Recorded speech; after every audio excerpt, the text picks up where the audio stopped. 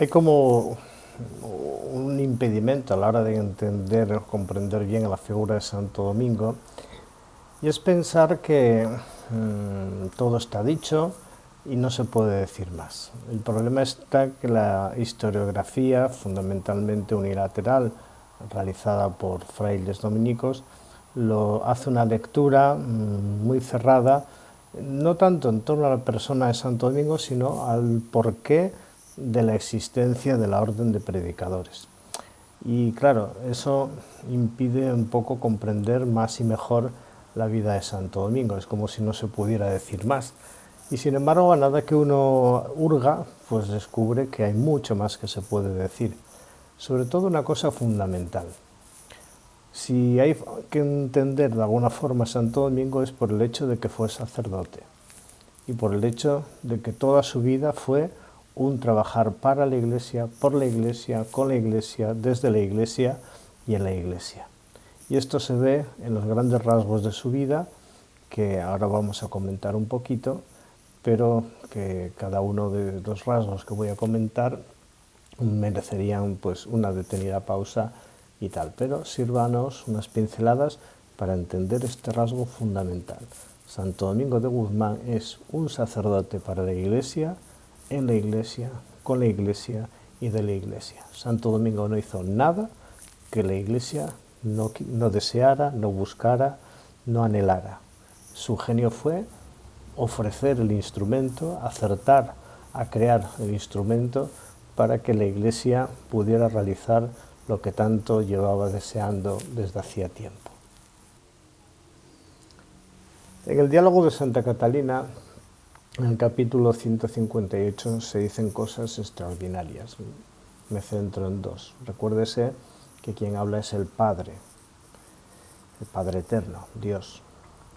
Dice el Padre Eterno a Catalina: Santo Domingo tomó el oficio de mi hijo unigénito, el Verbo. Realmente parecía un apóstol en el mundo. Y un poquito más adelante dice: Él se hizo semejante a mi verdad, en el lenguaje de Santa Catalina, mi verdad es Jesucristo, mostrando no querer la muerte del pecador, sino que se convierta y viva. Catalina de Siena muestra que el objetivo de Domingo de Guzmán toda su vida fue un trabajar para Jesucristo, por Jesucristo, y con la pretensión de la salvación de las almas. Esto lo repetiremos muchas veces. Es curioso que todos los documentos antiguos tratan a Santo Domingo como sacerdote e insisten mucho en este aspecto.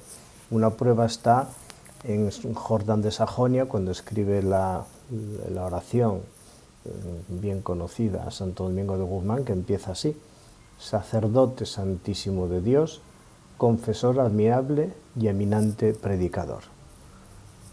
No se puede hacer un subrayado más grande de una persona que es identificada como sacerdote. Tanto la descripción de Santa Catalina de Siena como de Jordán de Sajonia hace referencia inequívoca a una persona que ejerce el sacerdocio, que es presbítero. Atendamos un momento a los testigos de canonización. No se les ha prestado demasiada atención en la historiografía, pero pienso que nos aportan documentos y rasgos importantísimos para entender a Domingo y conocerle mejor.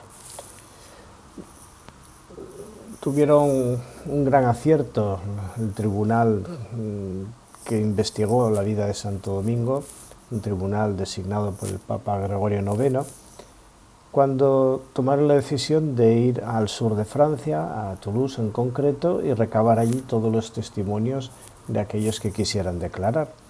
Resulta que se presentaron más de 300, bastantes más. Lo que pasa es que los redactores del momento decidieron agruparlos en grupos de testimonio, por decirlo así. Encontramos que 42 personas de Fanjeaux, donde Domingo fue párroco y donde vivió muchos años, declaran que nunca conocieron vivo a un hombre tan santo y honrado. Tenemos también, por ejemplo, el testimonio del abad Poncio de Bulbón, un monasterio muy importante que ayudó a Domingo de Guzmán en la misión de la predicación, concretamente aportándole monjes para Prulla. Pues él también hace una reflexión muy interesante. Dice: los pecados de los demás le atormentaban de tal modo que de él podía decirse aquello del apóstol: ¿quién desfallece que no desfallezca yo? De Santo Domingo se dirá, y en eso coinciden también todos los testigos, que sentía auténtica pasión por los pecados de los demás. ¿Qué será de los pobres pecadores? Se le oía clamar a voz en grito en su oración nocturna. Un aspecto sacerdotal fundamental, la remisión de los pecados, la salvación del prójimo, el ofrecerse por la salvación de los otros, dolerse de la situación de pecado, de situación de desgracia de los otros. Ya en Bolonia tenemos el testimonio de 11 hermanos religiosos que convivieron con Domingo sus últimos años y que aportan una serie de testimonios que son muy semejantes, pero hay datos interesantes. Por ejemplo, todos dicen: era celador de las almas más que cualquier hombre que jamás hubiera visto. Una afirmación clarísima de un ser sacerdotal, de una persona que se toma muy en serio el sacerdocio. Otro testigo, Esteban de España, que conoció y trató y viajó y caminó personalmente con Domingo, decía: tenía por costumbre hablar siempre de Dios o con Dios. Celebraba la misa con tanta devoción y con tal unción que no se recuerda haberle visto celebrar la misa sin que arrancara lágrimas. Es un sacerdote con todas las de la ley.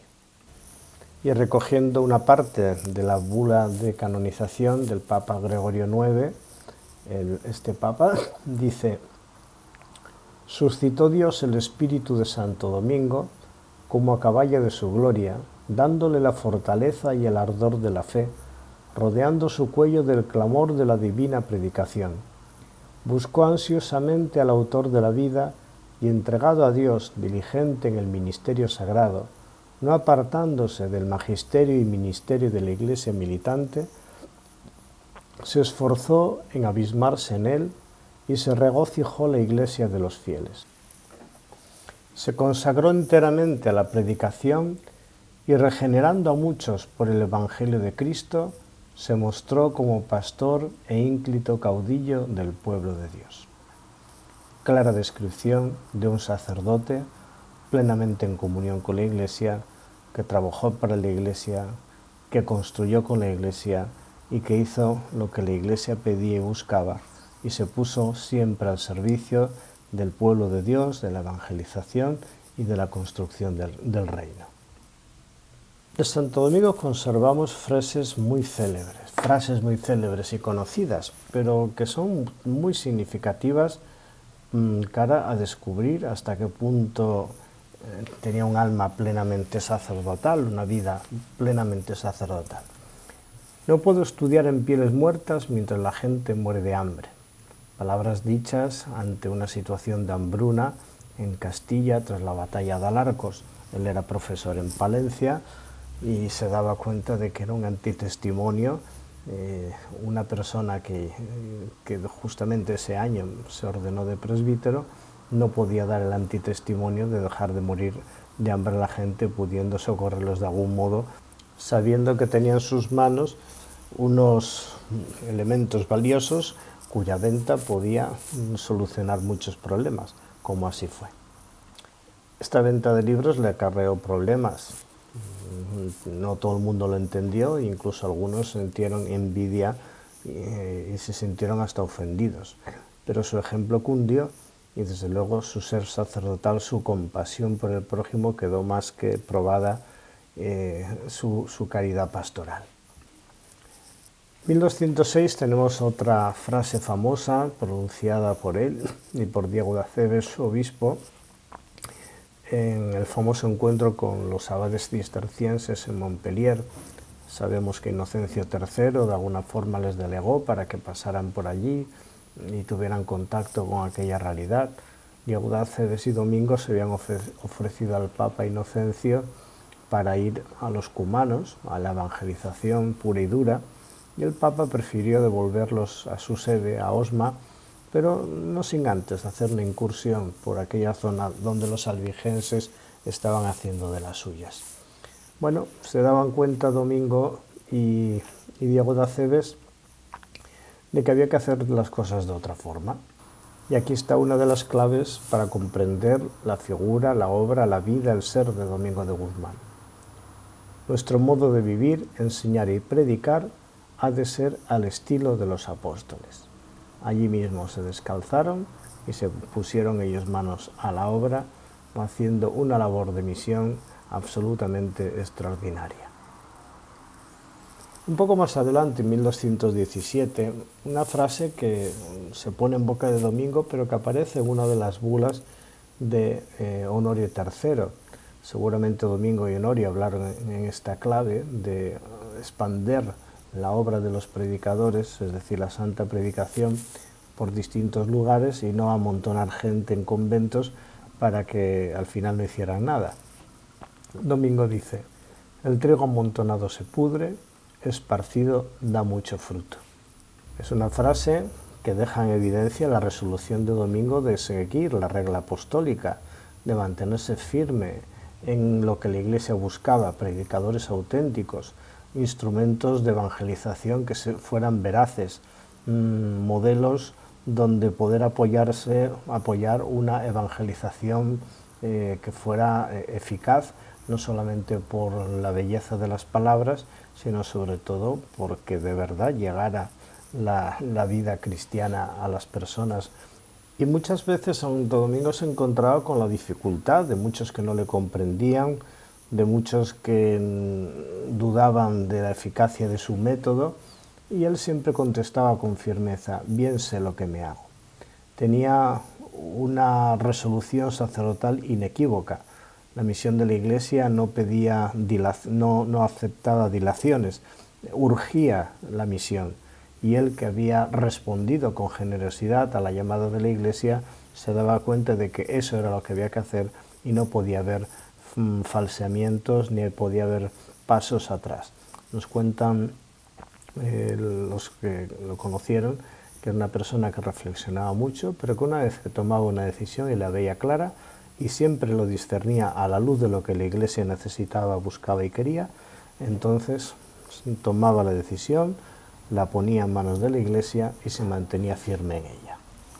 Nos cuenta Juan de Navarra, uno de sus primeros compañeros y una persona que lo conoció bien, que Domingo de Guzmán invitaba a todo el grupo de predicadores y predicadoras, tanto en Prulla como en los distintos lugares donde estaban dispersados, les insistía en esto: estudiad y familiarizaros con la Sagrada Escritura.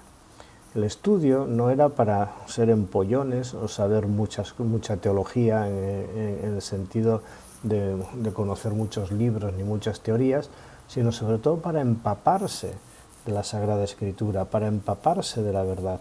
Era una forma de contemplación, una forma de preparar al predicador para poder anunciar verazmente a Jesucristo con la vida, por supuesto, pero también con sus palabras, de manera que hubiera una coherencia clara entre la vida y la predicación y la vida. Para Domingo de Guzmán, la palabra de Dios es normativa y es fuente de la predicación y de toda la vida cristiana. Tenemos aquí un testimonio precioso. 6 de agosto de 1221. A punto de morir, dice estas palabras: es el testamento para aquellos que quieren ser sacerdotes y partícipes en la santa predicación. Tened caridad, sed humildes, observar la pobreza voluntaria. Domingo de Guzmán propone una fidelidad clara a los fundamentos de la fe, a los fundamentos del Evangelio y a la fidelidad a la Iglesia, que es de donde se vive esa fe y donde esa fe se autentifica y desde donde esa fe se anuncia. Hay un dato muy interesante en el relato que se hace de la muerte de Santo Domingo, porque los testigos nos dicen que él dirigió sacerdotalmente como presbítero su propia muerte. Es decir, él celebró sus propias exequias, es interesantísimo. Él empezó la recomendación del alma, realizó la confesión pública, hizo todo el ritual previsto, pero dirigido por él. Tenía una conciencia clarísima de que él era sacerdote y de por qué era sacerdote. Sorprende mucho observar en la vida de Santo Domingo cómo hay unos tándem muy acusados y siempre hay detrás un obispo, siempre hay detrás la iglesia. Primer tándem, Diego de Acebes, Domingo de Guzmán. Diego de Acebes conoce a Domingo en Palencia, Diego de Acebes es profesor, Domingo llega como alumno. En Osma, Martín de Bazán estaba buscando clérigos para reforzar y renovar su cabildo catedralicio, para crear una especie de grupo de clérigos que fuera una curia, pero más que una curia, un signo de una iglesia en salida, que diríamos hoy.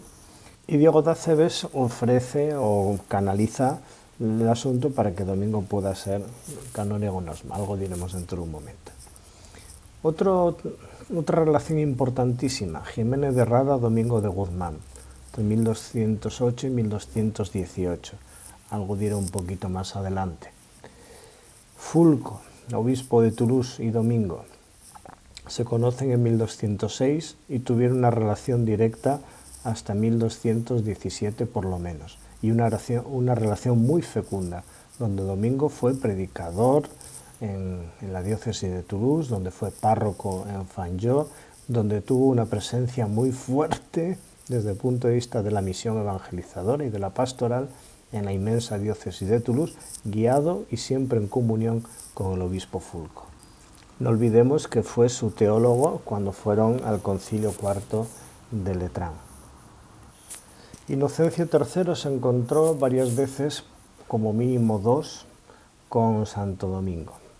En primer lugar, cuando Diego de Acebes y Domingo visitan al Papa en Roma en 1205 y se le ofrecen para ir a la misión de los cumanos, a la evangelización pura y dura, en el norte, en lo que ahora sería Hungría y los países bálticos.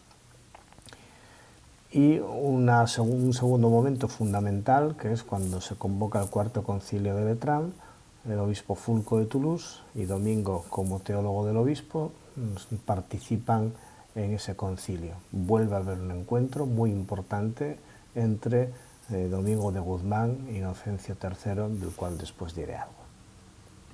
Se entabló una relación intensísima de confianza y de comunión absolutamente asombrosa entre el Papa Honorio III y Domingo de Guzmán. Honorio III era cardenal y conoce a Domingo de Guzmán en 1215, justamente en el Cuarto Concilio de Letrán, y se inicia una relación que después, una vez fallecido Inocencio III, Honorio III ocupa el solio pontificio, y desde ese momento la relación entre Honorio y Domingo es absolutamente y asombrosamente fluida y de una confianza absoluta. Domingo de Guzmán predicará en Roma en la Cuaresma de 1218.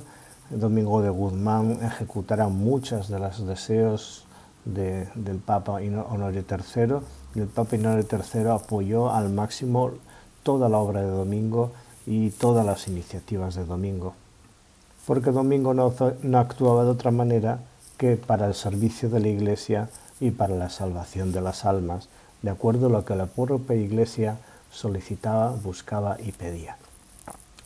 Y otra relación importantísima, el cardenal Ugolino, que conoce a Domingo en 1215 en el Concilio de Letrán, pero después, ya cuando Honorio III es Papa, es, digamos, el segundo de a bordo en la Santa Sede, y Ugolino es el que tiene la relación más directa con Santo Domingo de acuerdo a lo que el Papa Honorio III quería y buscaba. Pero se creó una amistad que el propio Ugolino, cuando ya llega Papa Gregorio IX, reconoce ampliamente, donde trabajaron codo con codo por la evangelización y por la reforma de la Iglesia, y con una clara visión de lo que la Iglesia quería y necesitaba. Domingo de Guzmán es sacerdote de la diócesis de Osma. Es importantísimo resaltar que, según la costumbre de la época, Domingo de Guzmán, que era el tercer hijo de Félix y Juana, tendría que haber acabado en el ejército, que era la costumbre. Su hermano mayor heredaba todo, el segundo estaba ya de monje en San Pedro de Gumiel, posiblemente destinado para ser abad, ya que los padres eran los grandes protectores de ese monasterio, y Domingo, bueno, pues lo suyo era que hubiera acabado en la milicia, y sin embargo fue preparado para ser sacerdote. En 1191 le conceden un beneficio, es decir, una especie de beca, diríamos hoy, y se le introduce en el cabildo de Osma. Hay que decir que en esa época, para ser canónigo no hacía falta ser clérigo, había canónigos seglares, ¿vale? Lo que pasa es que a Santo Domingo, que se le está encaminando al estado clerical, se le concede el estatus de scholasticus, que tenía el sentido de, primero, él estaba en formación, y a la vez se le confiaba lo que sería la escuela catedralicia del propio Burgo de Osma, que dirigiera un poco todo aquello. Bueno, tenemos un documento que acredita esto que estoy diciendo. En 1195, Domingo de Guzmán es ordenado sacerdote, presbítero de la diócesis de Osma, y ya tiene, de hecho profesa, tiene pleno derecho en el cabildo, y es nombrado sacristán de la catedral de Osma. Eso significaba no que Domingo preparara la misa del domingo, sino que el cargo de sacristán significaba algo así como lo que hoy sería un vicario de pastoral, el que organizaba la pastoral de la catedral y de toda la diócesis. Por tanto, una persona muy significativa. Entre 1194 y 1197 es profesor de teología en la Universidad de Palencia. Por una serie de razones deja la docencia en 1197 y se incorpora plenamente a Osma, a la catedral. En 1201 ya firma como subprior de Osma. Hay que entender esto. En Osma había la costumbre de que si el obispo elegido era el prior del cabildo, mantenía el estatus de prior del cabildo, el título, pero el ejercicio de ese oficio pasaba al subprior. Cuando Diego de Acebes, que era prior del cabildo de Osma, fue elevado para obispo de Osma, Domingo de Guzmán fue elegido el deán de la catedral, diríamos hoy, aunque el título que ostentaba era el de subprior, pero técnicamente era y realmente era el deán de la catedral, es decir, el prior del cabildo. Y por tanto tenía una gran ascendencia en toda la diócesis, máximo cuando Diego de Acebes, que era un obispo muy diplomático, y tuvo que asumir varias embajadas encargadas por el rey Alfonso VIII, lo cual le impedían permanecer en su sede de forma habitual, por lo cual nombró un vicario general, y ese vicario general no fue otro que Santo Domingo de Guzmán, que lo fue hasta 1210. Es importante subrayar que Domingo de Guzmán nunca dejó de ser canónigo de Osma, y que toda esta etapa ha sido muy mal estudiada, en parte por culpa de Jordán de Sajonia, porque Jordán de Sajonia dice que, bueno, que en Osma simplemente vivía en el claustro como si fuera una especie de monje y se dedicaba, pues, más o menos a una vida exclusivamente contemplativa, lo cual no es verdad.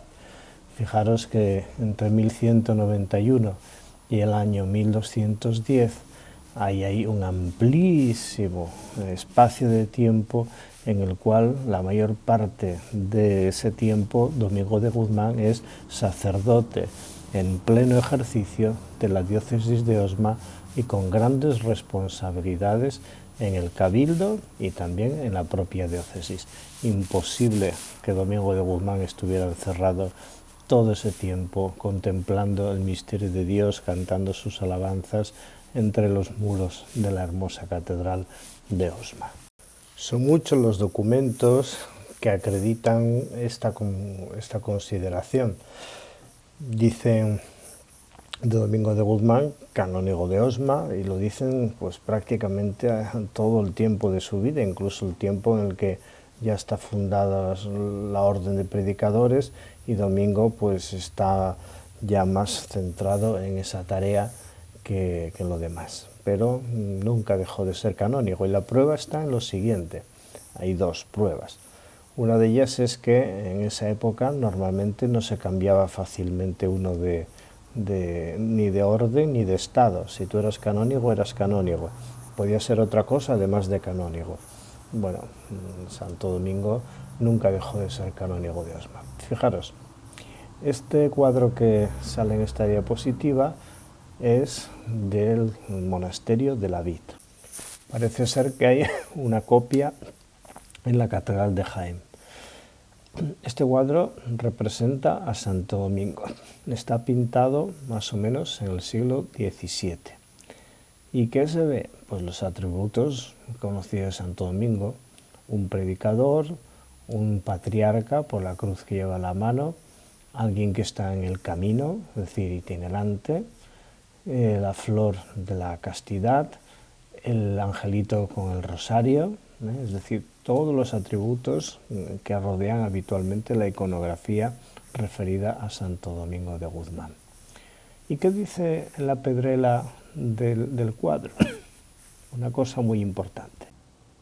Dice: Santo Domingo, canónigo regular de San Agustín de la catedral, de la iglesia catedral de Osma y fundador de la orden de predicadores, muerto en 1221.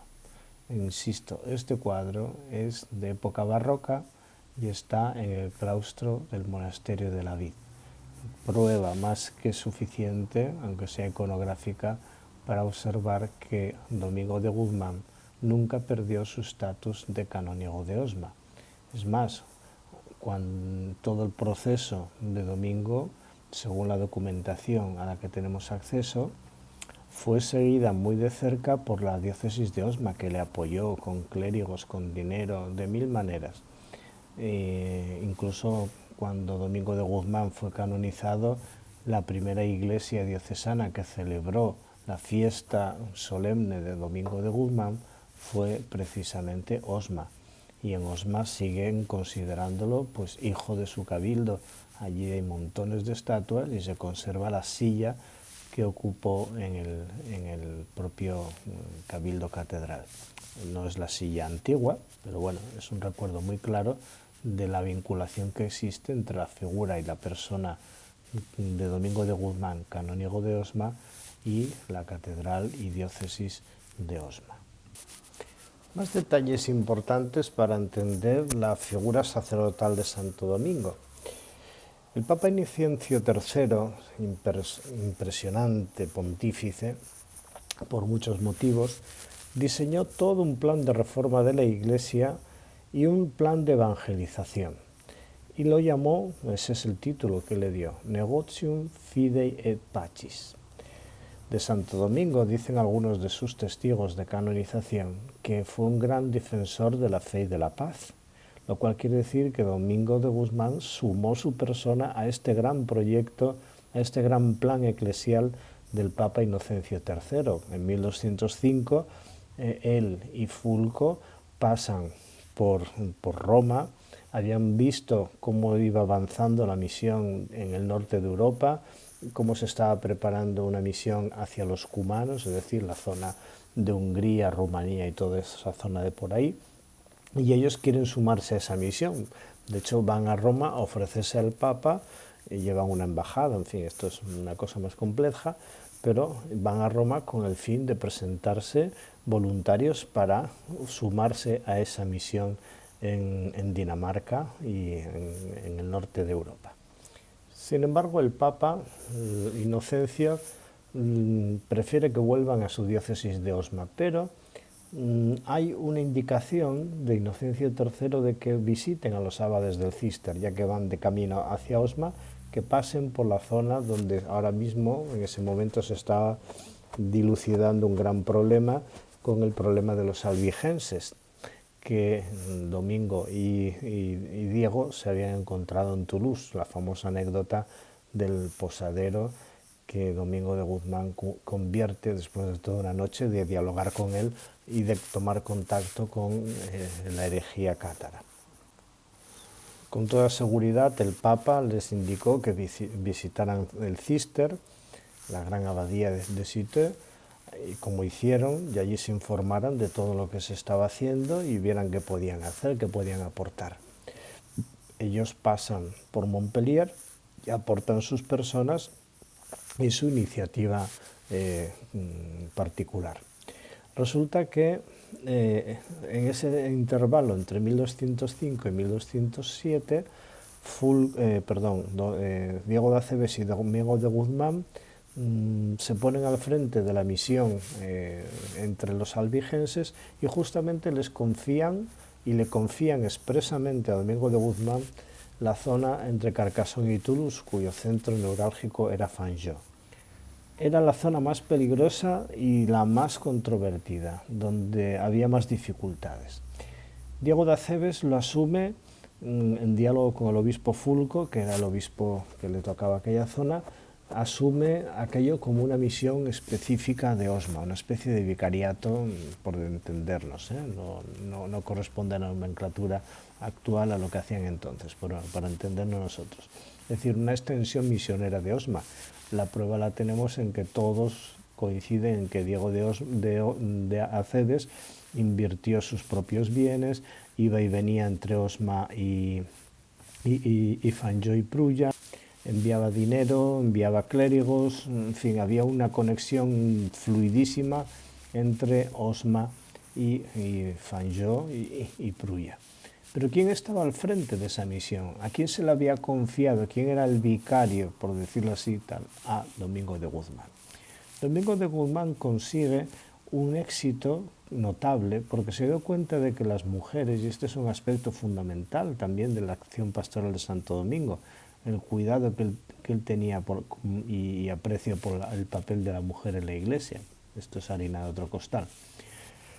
El caso es que Domingo de Guzmán consigue que el obispo Fulco le dé un terrenito con una capillita, Prulla, y allí genera un núcleo de predicación, un núcleo misionero, donde no solamente había monjas, sino que había también diáconos, había también matrimonios, había clérigos diocesanos, había monjes, como mínimo había 2 monjes del Císter que conozcamos con sus nombres y apellidos, Guillermo y Natal Claret.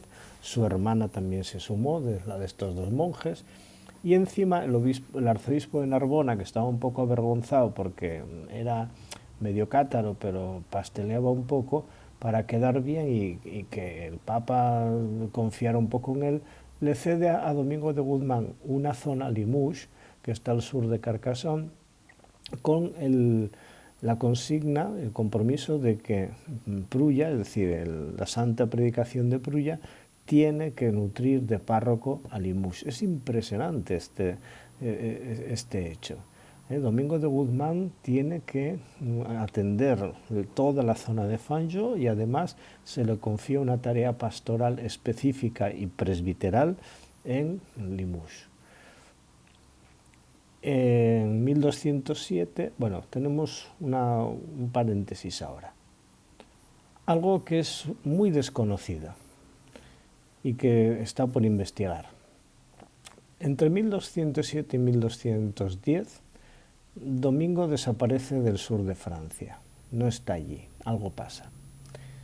Tenemos una firma de un documento muy importante que es la reconciliación de un cátaro firmado por Domingo de Guzmán, que tiene autoridad para reconciliar herejes, donde él firma de la siguiente manera: Frater Dominicus, hermano Domingo, Oxomensis Canonicus, canónigo de Osma, Predicator Minimus, humilde predicador. Esta es la firma de Domingo de Guzmán al frente de aquella misión en el sur de Francia. Cuentan las crónicas que es en ese momento donde él prefiere que le llamen frater, hermano. ¿Por qué? Porque los albigenses se presentan así, como hermanos.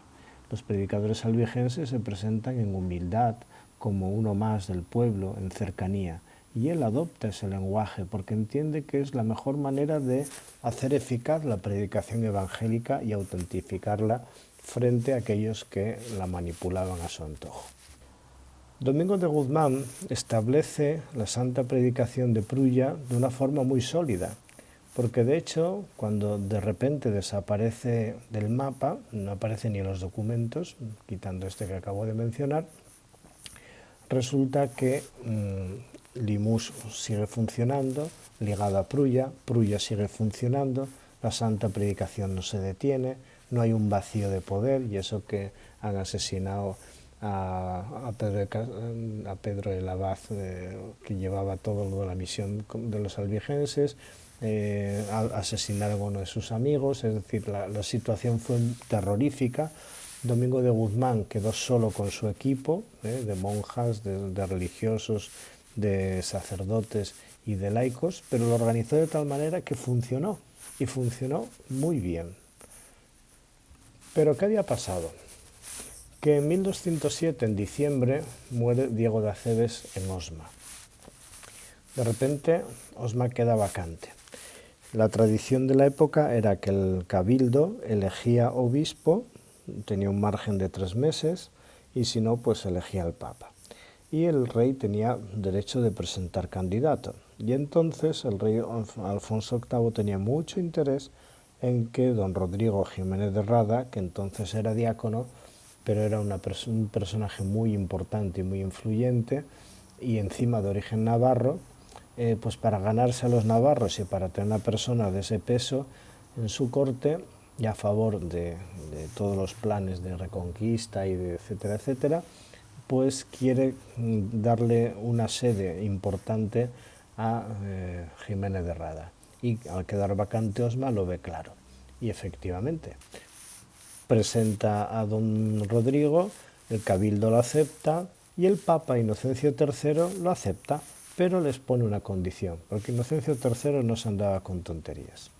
Muy bien, eres obispo electo, pero el nombramiento es legítimo, pero no podrás ejercer hasta que no seas ordenado efectivamente como obispo.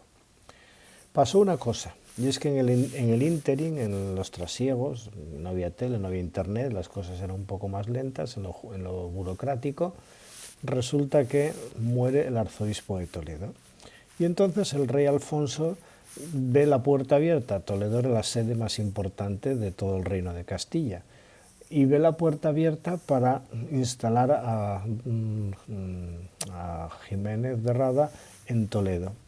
Y hace una negociación entre los dos cabildos. El cabildo de Toledo acepta que Jiménez de Rada sea presentado como obispo de Toledo, pero claro, la situación vuelve a ser la misma. Inocencio III, vale, pero hay que ordenarlo de obispo. Hasta que no sea obispo no puede ejercer. ¿Quién era el clérigo de más categoría y con capacidad jurídica para actuar en la diócesis de Osma? Justamente el vicario general, que era Domingo de Guzmán. Por esa razón, Domingo de Guzmán regresa a Osma, aunque no hay una documentación, porque se generó apenas, hay 3 o 4 documentos, pero firmados por Jiménez de Rada, que firma como obispo electo de Osma, pero no tienen un gran valor jurídico ni son grandes actuaciones. Tampoco Osma tiene grandes problemas. Sin embargo, hay un plan que está fraguando el rey Alfonso VIII, que es la conquista de Al-Ándalus y se está planteando una batalla, presentar batalla ante los reinos musulmanes del sur. Pero necesita cierta información sobre el terreno. Y entonces parece ser que montan una especie de embajada para tomar contacto a ver qué posibilidades hay de éxito de esa incursión militar. El Reino de León estaba a favor de que se hiciera algo, el Reino de Navarra estaba negociando más o menos el que sí, había que concertar también el apoyo de Simón de Montfort, resulta que Santo Domingo era íntimo amigo de Simón de Montfort, y Domingo era el único que conocía la manera de hacerse presente en terrenos conflictivos sin llamar demasiado la atención, pero de una forma eficaz, porque Domingo no llamó mucho la atención. Es decir, no fue un hombre de alaracas, ni de grandes estructuraciones, ni de grandes eventos, pero fue muy eficaz en su misión y de hecho tenía el respeto de los albigenses, tenía el respeto de Aragón, tenía el respeto de Francia, tenía el respeto de todas las partes que tenían conflicto en esa zona del sur de Francia donde se había instaurado la santa predicación.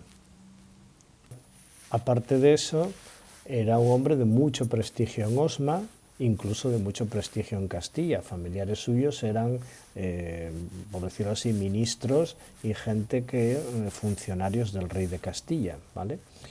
¿Qué ocurre?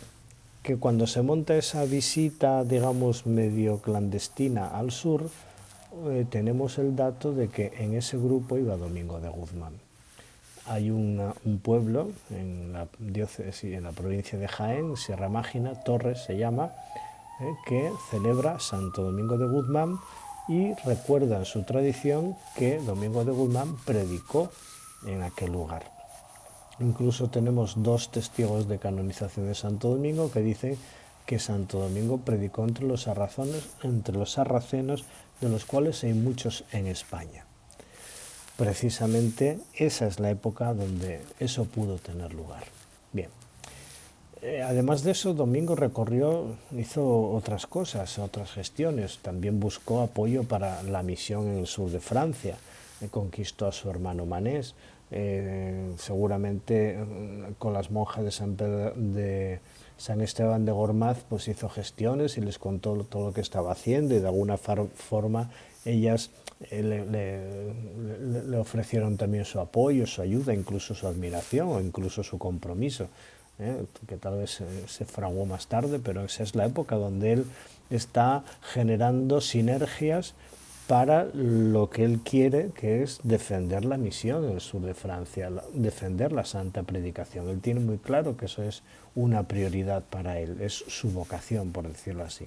De hecho, en 1210, por fin, el obispo Jiménez de Rada toma posesión de Toledo, ya como obispo, en plenos poderes, es elegido en Osma don Mauro y es elegido también prior y subprior del Cabildo. Domingo de Guzmán deja de ser el subprior del Cabildo y también el vicario general y se negocia el que pueda incorporarse plenamente a esa gran misión. Osma no quiere mantener la misión como en tiempos de Diego de Acebes, aunque se compromete con Domingo a apoyarle. Curiosamente, y seguramente, Domingo llevaba también una consigna y es de entrevistarse con Simón de Montfort para recabar su apoyo respecto a la campaña de Al-Ándalus. El hecho es que en 1211, por ejemplo, Jiménez de Rada visita Toulouse, Santo Domingo está por allí y se entrevista con Simón de Montfort, que le da su apoyo para lo que después fue la batalla de las Navas de Tolosa. Es un poco complicado hablar de todo esto, pero para que veáis que el Santo Domingo no es un cualquiera, es un figurón sacerdotal y un figurón de primera línea en la búsqueda de avances en la evangelización. En 1210, cuando ya Domingo regresa, con el permiso de su obispo, es acogido como presbítero en la diócesis de Toulouse. No hay incardinación porque eso entonces no se estilaba. pero sí hay como una especie de cesión de Domingo de parte de la diócesis de Osma para que se integre en la diócesis. De hecho, lo nombran párroco y de hecho Fulco lo incorpora a las grandes misiones de predicación que se desarrollan en la propia diócesis de Toulouse, que es una diócesis inmensa y sumamente complicada, sumamente compleja. Volvemos a encontrar un dato importante en 1213, cuando Domingo de Guzmán aparece como vicario general de la diócesis de Carcassonne, que era justamente la parte más difícil de todo y problemática de toda aquella región. Domingo de Guzmán firma cartas de reconciliación, incluso asiste a la boda de uno de los hijos de Simón de Montfort, bautiza nietos y también interviene en la liberación de Jaime I, que está prisionero en Carcassonne a causa de que su padre, el rey Pedro, lo había repudiado y lo había entregado como rehén a Simón de Montfort para que en el futuro se casara con su hija, buscando alianzas políticas, etcétera, etcétera. Domingo de Guzmán interviene ante esa injusticia, consigue la liberación del rey Jaime, poniendo en juego todos los mecanismos que tenía, y eso se notará porque el rey Jaime, cuando Domingo pasa en su viaje apostólico por la península ibérica, le apoyó completamente, ayudándole, entre otras cosas, a fundar Zaragoza, por ejemplo. Y para que nos demos cuenta de la valía y el peso que tenía Domingo y el reconocimiento de su carácter sacerdotal al servicio de la Iglesia, al menos nos constan 3 elecciones como obispo. 3 seguras, además fueron canónicas y concordes, por tanto absolutamente ciertas, y algunas otras, como la de Tarragona, la de Zaragoza e incluso la de Osma, que se supone, no hay una documentación que lo acredite, pero hay indicios de que también se le ofrecieron esos obispados. Y hasta tal punto Domingo estaba comprometido con la misión que la Iglesia le había encomendado en boca de Inocencio III y en boca también de su obispo Diego de Acebes, y la había hecho tan suya que entendió que nada podía anteponerse a esa misión. Por eso él siempre alegaba que no aceptaría ningún obispado por el hecho de que él tenía que dedicarse a la predicación y a plantar casas de predicación. De hecho, cuando Ugolino le pide en 1221 que proporcione nombre de clérigos vinculados a la santa predicación, a la orden de predicadores, para ser obispos, Domingo siempre argumentará, no pueden ser obispos porque tienen que dedicarse a predicar, y exclusivamente esa es su misión. Domingo de Guzmán busca absolutamente el bien de la Iglesia porque recibe de la Iglesia eso que nosotros llamamos el carisma. Domingo de Guzmán es predicador porque la Iglesia le otorga, le nombra, le envía a predicar y le confía esa misión específica. Solo tenemos que ver unos cuantos detalles. 1215, Domingo de Guzmán se presenta en Roma junto al obispo Fulco de Toulouse. Él va como teólogo de Fulco. ¿Por qué? Porque el Papa Inocencio III ha convocado el Cuarto Concilio de Letrán. Hay varios encuentros entre el Papa y Domingo y Fulco. Fulco, unos meses antes, había otorgado una carta de fundación de la primera comunidad de religiosos de la Orden de Predicadores. Las monjas ya estaban fundadas. La Orden de Predicadores no se funda de un golpe, sino que hay todo un proceso que empieza por las contemplativas, el grupo de Prullas, después, en fin, es una evolución que ahora no voy a relatar. El caso es que en 1215 Domingo de Guzmán está en Roma entrevistándose con el Papa y le están ofreciendo al Papa algo que el Papa esperaba que se hiciera en algún sitio. Y ahora os mostraré la prueba. Por eso el Papa dice, esperar que ahora vamos a celebrar el concilio. Pero dice la crónica, y así consta, que el Papa cogió bajo su protección todo lo de Prulla y lo de Limoges, ¿vale? y todo el proyecto que Domingo y Fulco habían labrado para la diócesis de Toulouse. El caso es que el canon décimo del Cuarto Concilio de Letrán tiene las mismas palabras que la bula por la cual Fulco instituye predicadores en su diócesis.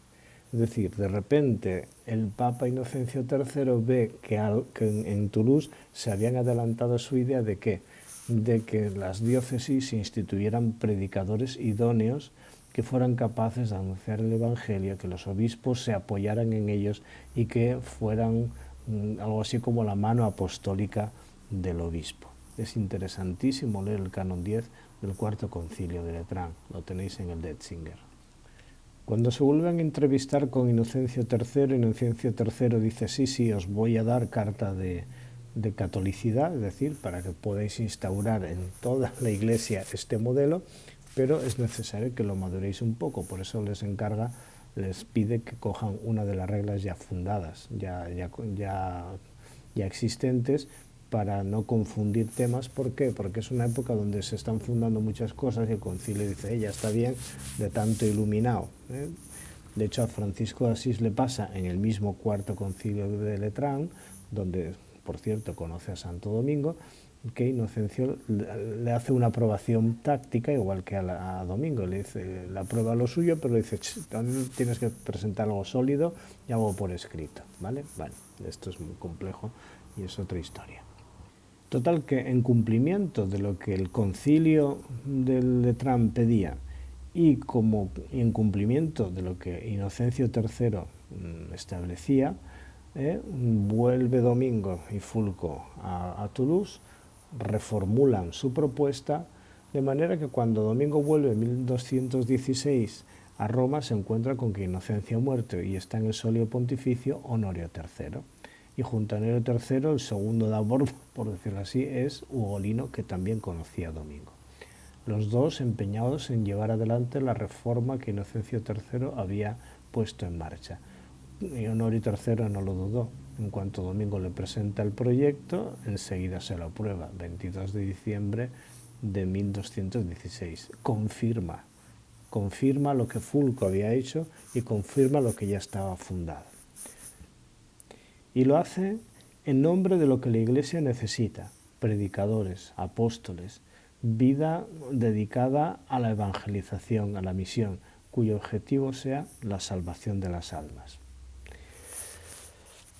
Justamente se crea aquí una relación muy interesante en la cual todos los historiadores, todos los antiguos, coinciden en que Domingo de Guzmán y Honorio III y Ugolino crearon ahí un tándem que se entendió tan bien que prácticamente llegó al punto de que Domingo de Guzmán gozaba de la máxima confianza. Era pedir algo, inmediatamente se lo concedían.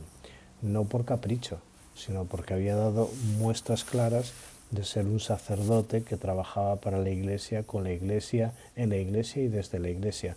No desde su iluminada intuición, sino desde lo que la Iglesia pedía, desde lo que la Iglesia necesitaba y desde lo que la Iglesia buscaba. Domingo de Guzmán acertó a, digámoslo así, proponer un modelo y un modelo de éxito, que era volver al tiempo de los apóstoles, copiar el método apostólico y crear comunidades mixtas quiere decir, de distintos bautizados, implicados en la santa predicación. Fijaros hasta qué punto esto es importante, que cuando se le confía a Domingo de Guzmán de forma expresa la misión de Lombardía, va a ocurrir una cosa extraordinaria. Pero antes detengámonos en el viaje de 1218 y 1219, donde Domingo va a recorrer media Europa para afianzar la santa predicación, este proyecto, y precisamente lleva en sus manos un montón de bulas para presentar a los obispos y acreditar que lo suyo no es una locura, sino que es algo muy concreto y muy necesario. Ese viaje apostólico, Domingo de Guzmán visita Osma. En Osma coge varios clérigos le siguen y se le suman. Encuentra Madrid y en Madrid refuerza todo aquello, replantea toda la misión en la península ibérica. Llega a París y tiene que replantear París. Llega a Bolonia, tiene que reformular Bolonia. Se le encarga lo de San Sisto y entonces no se le ocurre otra cosa, porque el Papa sí se lo pide, que hacer como hizo en Madrid, lo mismo que se hizo en Prulla, es decir, Prulla, Madrid y San Sisto forman parte del mismo esquema de Santa Predicaciones que el Papa le encarga que realice. En medio de esto tenemos un despliegue impresionante, porque por ejemplo en 1218 Domingo de Guzmán predica la Cuaresma a la sede pontificia. Sabemos incluso de qué fue el sermón, fue en torno a la tormenta en el lago de Galilea, cuando se hundía la barca, donde Domingo predicó pidiendo a los pastores de la iglesia que se sumaran a la barca de Cristo, que sumaran fuerzas, que remaran junto al Señor. Es decir, una invitación a una reforma efectiva de la iglesia y a una evangelización efectiva del mundo. Incluso en esa predicación se nos dice que consiguió muchos adeptos, muchos seguidores y muchas simpatías entre obispos y no obispos. ¿Quién estaba, por ejemplo, en ese tiempo en Roma? Pues Berenguer de Palou, el obispo de Barcelona. Bueno. Entre 1219 y 1221 se le encarga a Domingo la misión de Lombardía. Él lo va a combinar con lo de San Sisto de Roma. San Sisto se funda más o menos en 1220, pero en el entresijo entre 1219 y 1221 él prepara lo de San Sisto y a la vez se le encarga la misión de Lombardía. Él la diseña y la diseña junto con el cardenal Ugolino.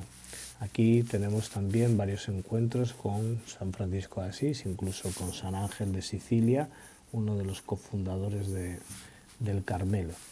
Y resulta que esa misión de Lombardía fue de tal calibre, conservamos incluso el itinerario que siguió Domingo, lo que visitó, cómo pasó 2 o 3 veces por los mismos sitios, cómo llegaba a Bolonia y dispersaba enseguida a gente y montaba nuevas casas de predicación y buscaba siempre la manera de potenciar esa misión. Bueno, de hecho, el Fray Ventura de Verona, que era prior de Bolonia, cuando Santo Domingo muere, cuenta en el proceso de canonización, cuenta cómo Domingo de Guzmán llegó agotado a Bolonia.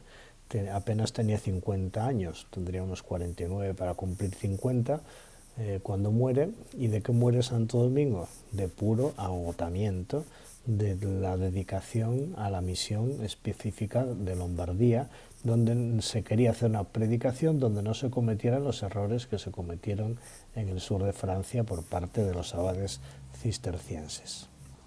Y aquí ocurre una cosa extraordinaria. Existe una bula de Honorio III, donde otorga a Domingo la facultad de incorporar a la santa predicación a aquellos clérigos y personas que él estime oportunos que puedan ser útiles para la misión.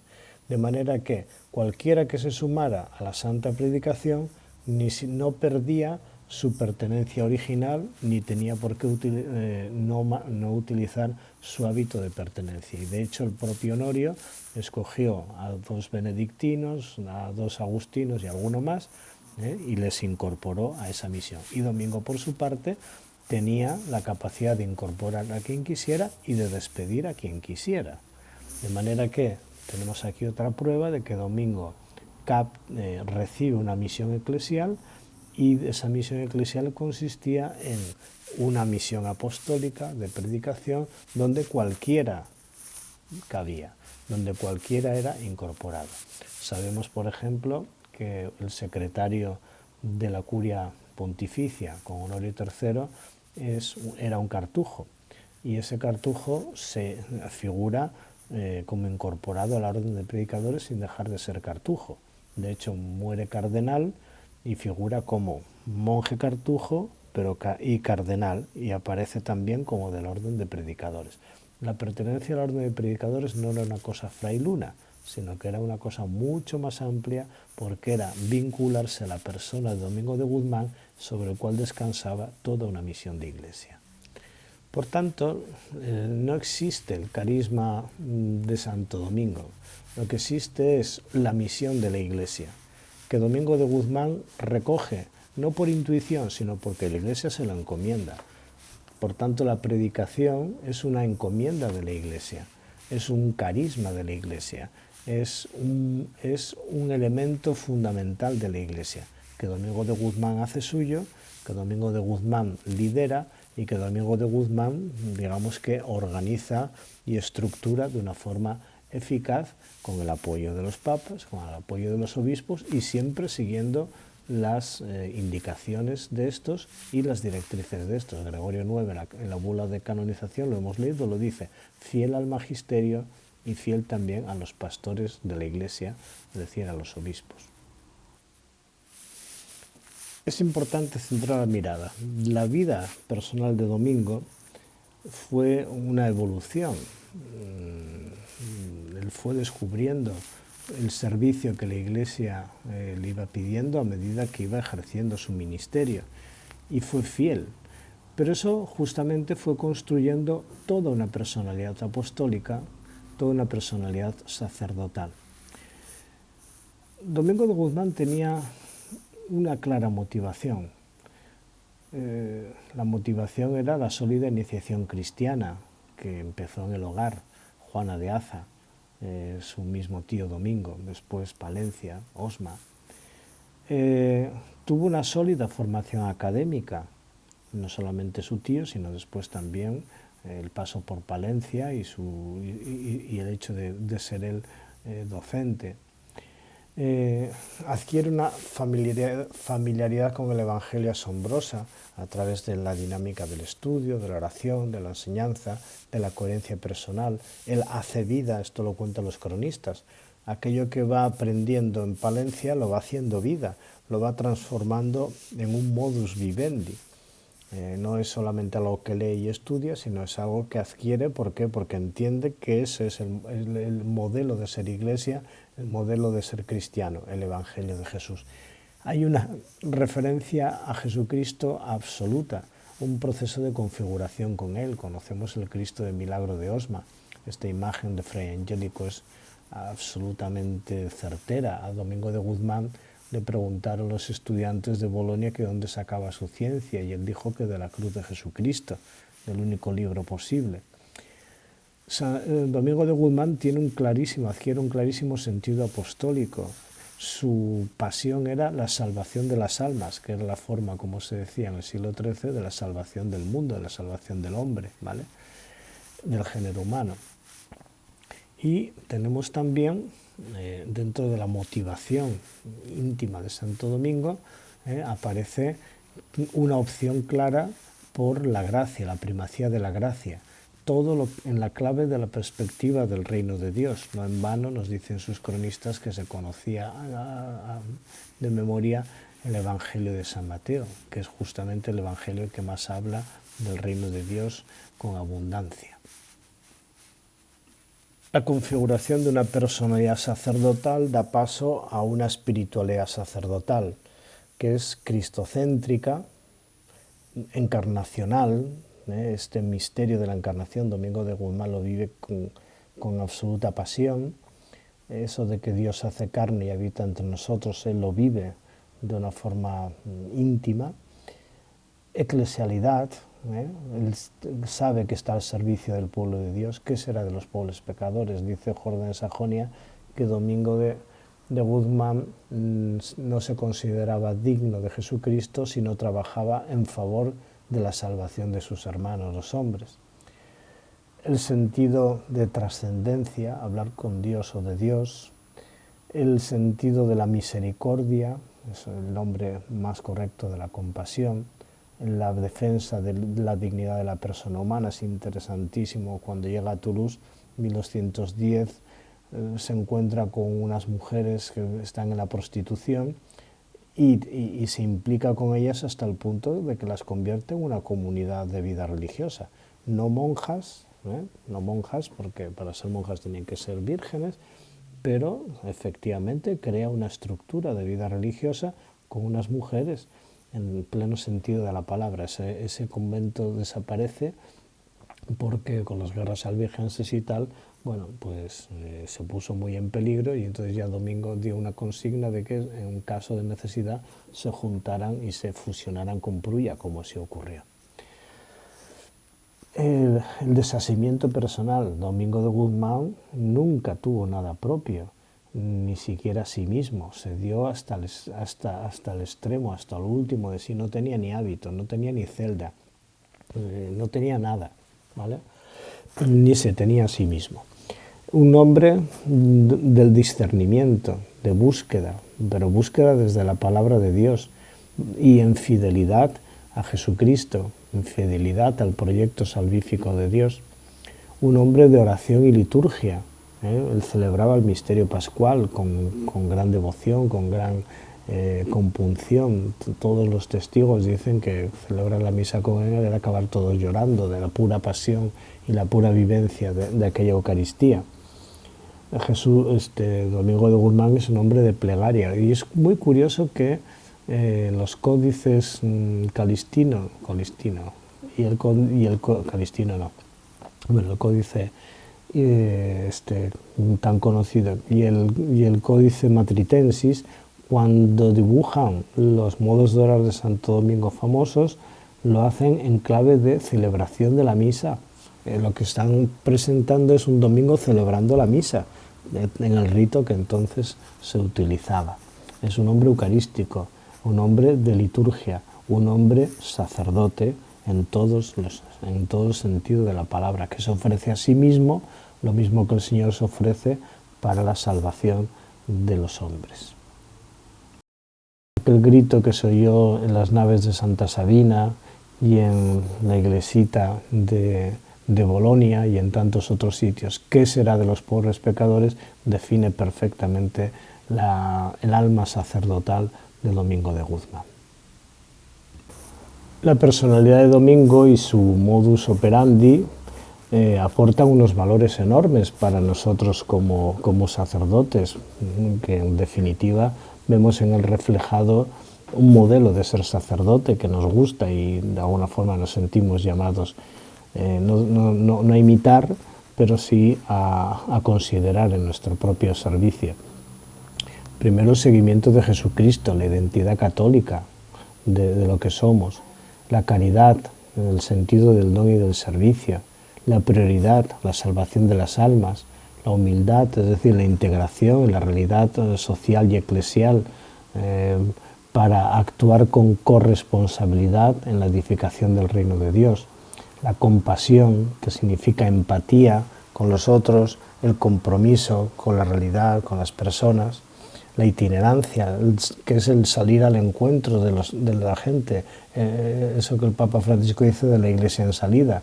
No tenemos que estar esperando a que vengan, sino que hemos de salir nosotros al encuentro. Hay muchas formas de vivir la itinerancia. La comunidad, el trabajo en equipo, la verdad, vivir sin distorsiones ideológicas ni intereses particulares, sino ser realmente sacerdotes y con todo lo que eso significa. La ejemplaridad. Nuestro ministerio tiene que estar alimentado, aparte de la oración y del estudio, por una coherencia personal, por una coherencia de fraternidad sacerdotal que tenemos que vivir en nuestros arciprestazgos y en nuestro caso dentro de nuestra fraternidad sacerdotal concreta. Y el conocimiento a través del estudio y la oración. El conocimiento no se refiere a saberse cosas de memoria ni a tener grandes títulos universitarios, sino a estar bien informado y bien formado para poder ejercer con eficacia el ministerio sacerdotal que la Iglesia nos ha confiado y que el Espíritu Santo y la propia Iglesia nos ha confirmado. Somos lo que somos porque la Iglesia nos lo ha dado y porque la Iglesia nos ha enviado a ser lo que tenemos que ser. Y lo que tenemos que ser es, como Domingo de Guzmán, sacerdotes para la Iglesia, sacerdotes en la Iglesia y sacerdotes con la Iglesia.